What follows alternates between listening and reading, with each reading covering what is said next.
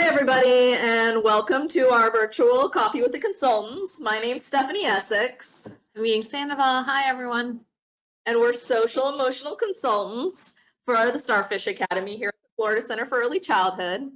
And today I brought another mug because we are back in the office. And this is my special mug that I got at Estes Park, which is someplace I just really like to hike. And that's like my place where I do my mindfulness, which is our topic for today. And so I thought it was pretty fitting.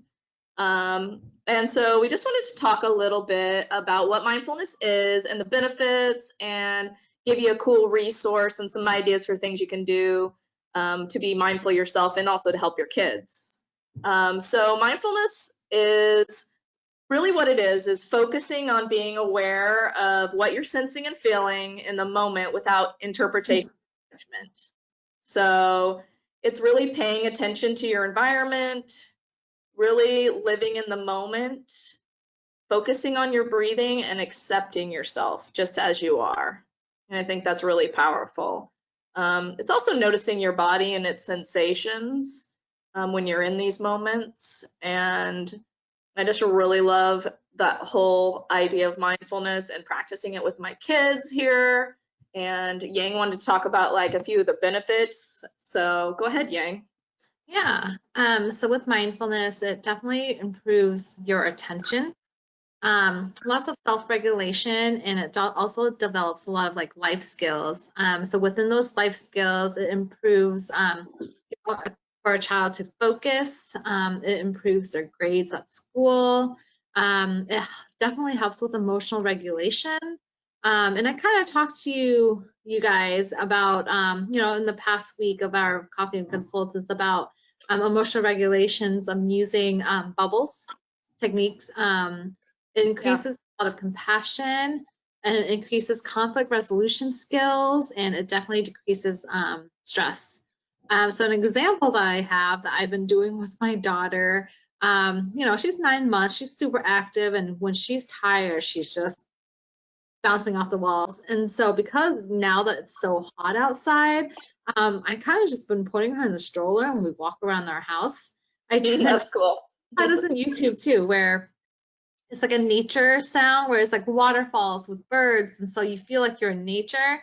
And I kind of turn off all the lights and we kind of just walk around. And this little girl, you guys, she's so active. She is so active. And as soon as she hears like the sound of nature, she just all of a sudden plops down and she's just listening, and then she'll just fall asleep. And so that, it's helpful. And parents, if you want to just even take a walk, take a break, take a walk, even inside your house, walk around the living room with your child, it's definitely a great benefit. I think that's a cool idea, and you're right. It is so hot outside, so sometimes you're not always able to get out, get into nature, and be a part of that. So I think that that's a really cool idea, and I'm glad that's really working. Yeah, definitely. I think some other like easy, because sometimes mindfulness, it's like, oh, that sounds like a lot. That I don't know if I have time for that. Something that's kind of easy is like mindful eating. So sitting down for breakfast, lunch, dinner, a snack, you can talk about like, what are you tasting? What do you smell with your food? Like, what is it in your mouth, And that's just an easy way to make your kids more mindful of what they're eating, smelling with their food, and really that can help. It also slows them down when they're eating, when they have to really think about those things. And so that can also help them be more mindful with their eating. So I think that's a cool, easy way. Also, we talk a lot about taking breaths, and sometimes kids are not really into it because, that can seem boring, just to be breathing, or, they're just not engaged. So I put up this cool book on the screen, and it's Breathe Like a Bear. It's one of my favorite mindful books. It's by Kira Willie, and the whole book has different types of breathing, or there's like calming and focusing activities, but it's just different animals doing it, so it's more engaging and more fun for the kids. One I like snake breath, and I use that with the kids because they're just like really into making the snake sound, so it makes it more fun.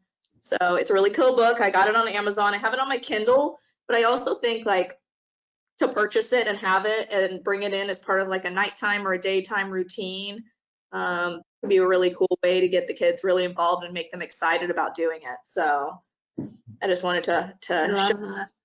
it's not too expensive either. I think it was like maybe $10, but it's Okay. so many different activities in it. So Yeah, I should look into that. And do you remember last week, or was it like the week before, where you showed us about like, the mindfulness jar? oh yeah, that's my favorite. These are amazing. So I use this with a lot of my kiddos, especially if they don't feel like, taking deep breaths and stuff. This actually really helps.